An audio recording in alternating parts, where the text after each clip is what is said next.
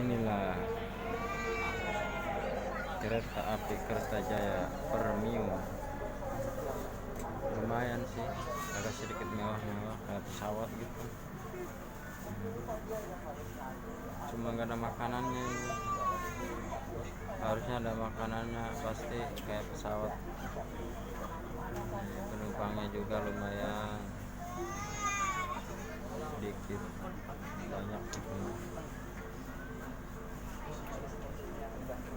Pokoknya nyesel deh kalau orang yang naik bus pulang, apalagi yang suka mabok kayak ini nih. Lebih baik naik kereta api.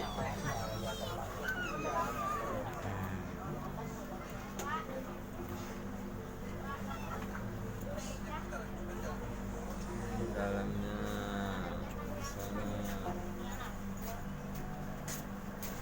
aku lagi menunggu bro, jam 2 berangkat menuju Brebes. Brebes nanti jam 6 maghrib, 4 jam, lumayan perjalanan kereta api.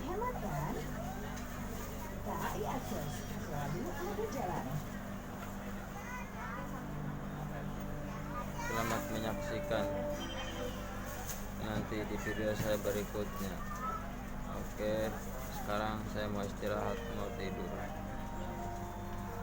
Tek tek tek tek tek tek tek.